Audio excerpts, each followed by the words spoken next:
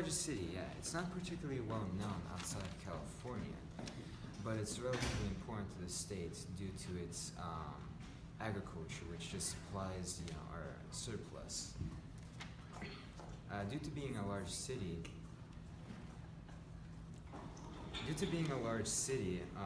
we have a lot of different interesting places around town. We have like 4 different mall type places like Fashion Fair, Manchester Mall, River Park, which is center of like where all the preps go here, Fulton Mall, and besides that we also got a whole bunch of movie theaters as well, 4 of them to be exact.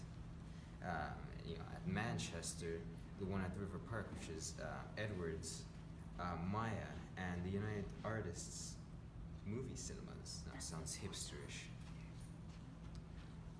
So besides that, we also have 2 massive parks. The most important one is Woodward Park, which is basically like a nature reserve where people just go to hang out, and there's like shows and stuff. That's hot, right? You like that? My group.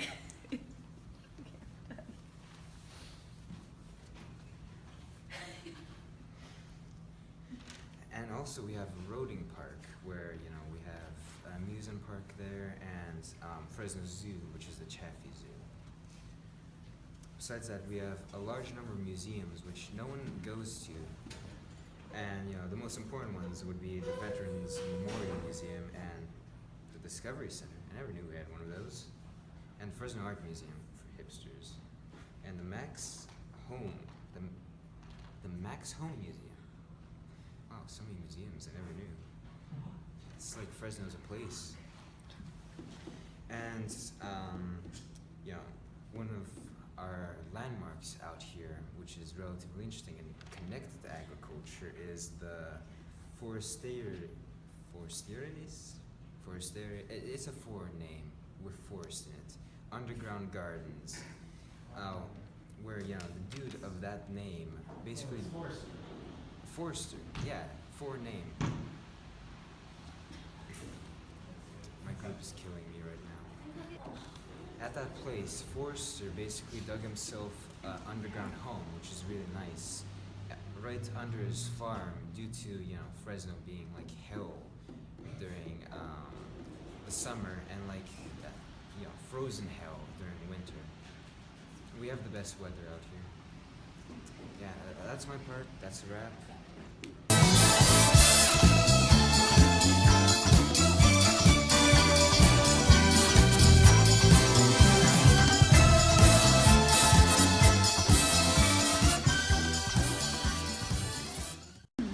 Okay, so, I'm going to be talking about California, and, we got a lot of people, about 39 million, you know what I'm saying?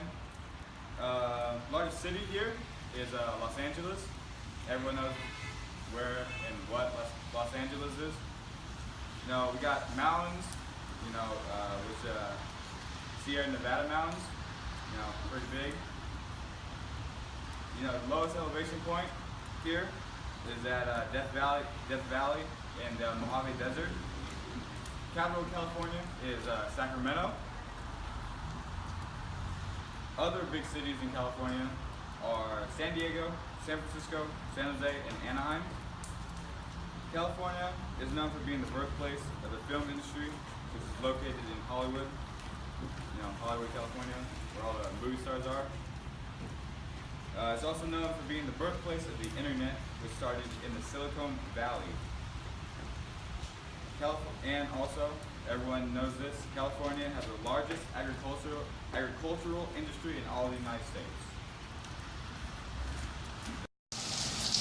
Clovis West was founded in 1976. Most of the main focuses of our school include our football teams, other sports programs, band, orchestra, choir, color guard. Our students also have access to many clubs. Those include things like ceramics club, hip hop club, all the way down to robotics, math team. It's just a numerous assortment of activities. We have access to an Olympic-sized pool, a football stadium, which is actually located at a different school that we share, basically, including tennis courts, softball and baseball fields, a track, and 2 gyms. Should I just... No, I can edit it out. It's fine. Okay.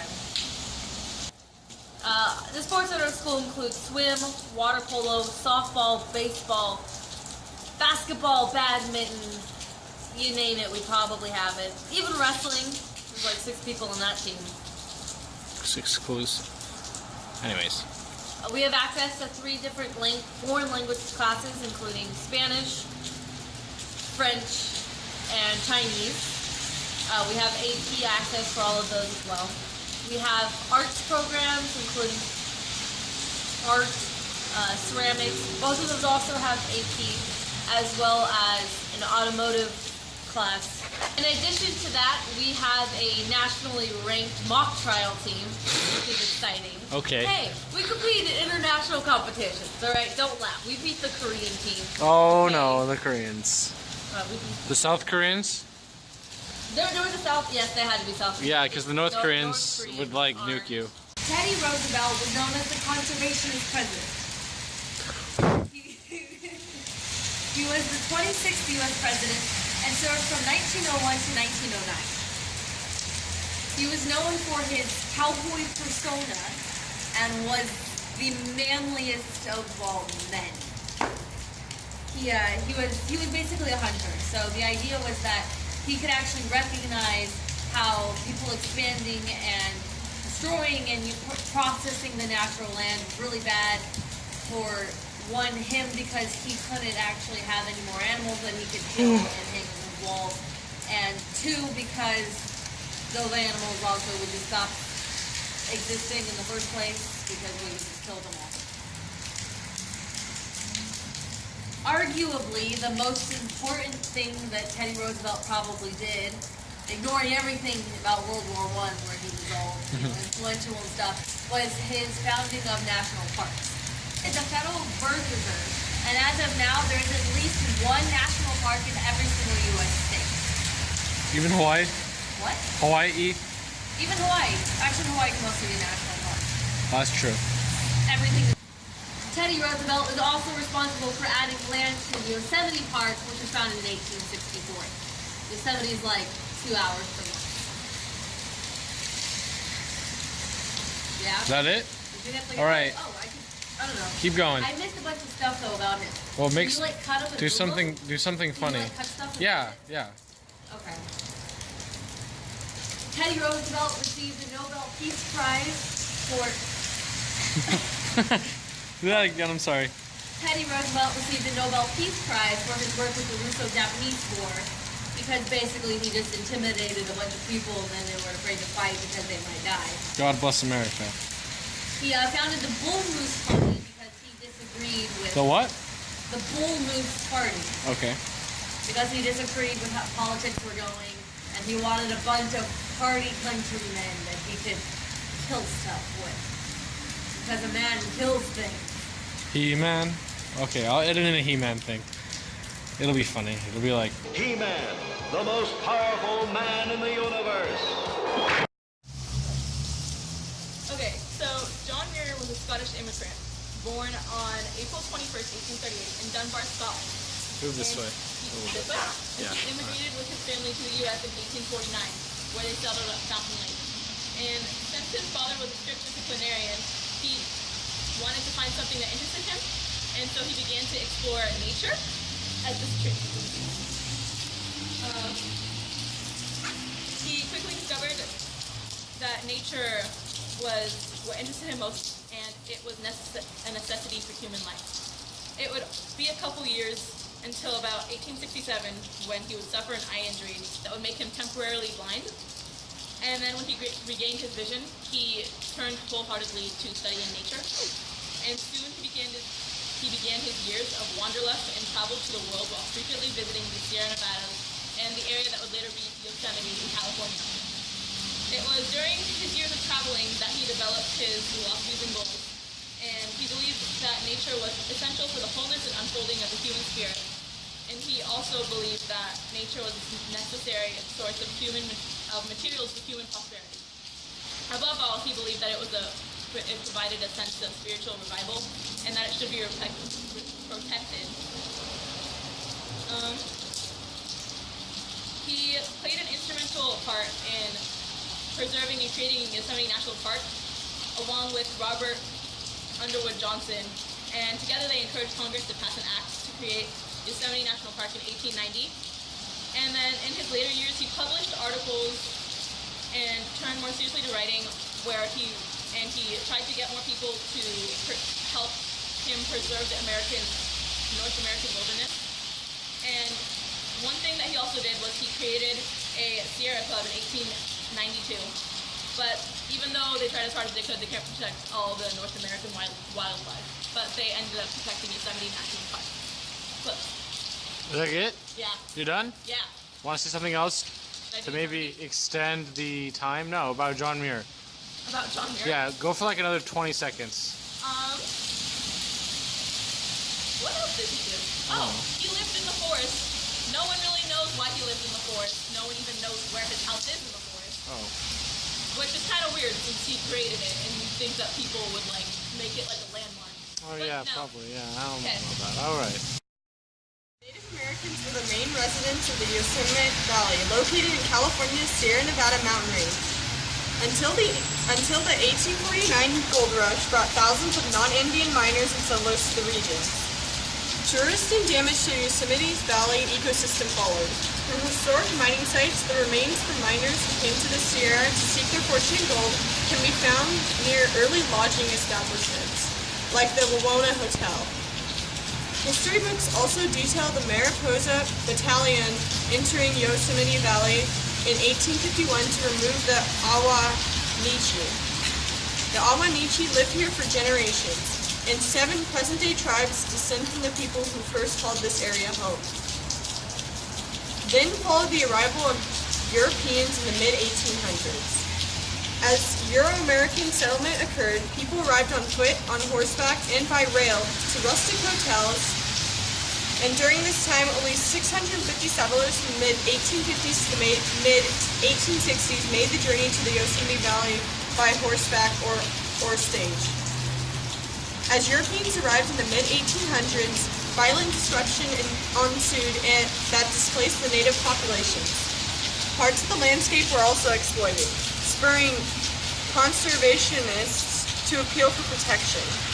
Soon, conservatives convinced President Abraham Lincoln to declare Yosemite Valley and the Mariposa Grove of giant sequoias a public trust of California.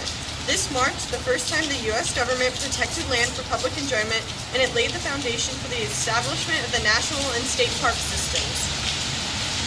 Yellowstone became America's first national park in 1872, and in 1889, John Muir discovered that the vast meadows surrounding Yosemite Valley, which lacked government protection, were being overrun and destroyed by domestic sheep grazing.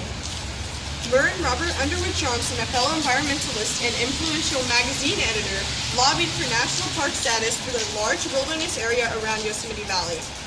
On October 1st of the following year, Congress set aside over 15,000 square miles of land, about the size of Rhode Island, for what would become Yosemite National Park, America's third national park. John Muir and his colleagues later campaigned for the congressional action, which was signed into law by President Benjamin Harrison and paved the way for generations of hikers, campers, and nature lovers, along with the countless "Don't Feed the Bear" signs. Naturalist John Muir is so closely associated with Yosemite National Park after all. He helped draw up its proposed boundaries in 1889, wrote the magazine articles that led to its creation in 1890, and co-founded the Sierra Club in 1892 to protect it. You'd think his first shelter there would be marked, but only park historians and a few Muir devotees even know where the little log cabin was, just yards from the Yosemite Falls Trail. From Muir's diaries and letters, we can visualize his one-room cabin from pine and cedar that he built with his friend Harry Randall, and that he diverted nearby Yosemite Creek to run beneath its floor. Muir loved the sound of water, Gissel explained. Plants grew through the floorboards. He wove the threads of 2 ferns into what he called an ornamental arch over his writing desk, and he slept on sheepskin blankets over cedar branches. Muir wrote about frogs chirping under the floors as he slept, Gissel said. It was like living in a greenhouse. Later, John Muir helped spark the creation of Yosemite National Park in 1890, and by 1907, construction of the Yosemite Valley Railroad from Merced to El Portal erased the journey, thereby increasing vegetation greatly, and today about 4 million people enter the park's gate to explore Yosemite. Okay, stop. Glacier Point, some would say, is the most spectacular viewpoint anywhere. Most people agree that its views of the high country and breathtaking views of Yosemite Valley, including Half Dome and 3 waterfalls, are the most spectacular in the park. Washburn Point, which is just south of Glacier Point, has similar views, though the views of Vernal and Nevada Falls are a bit better. To visit Glacier Point, the road is usually open late May or early June until about November, though some people prefer to ski there in the winter.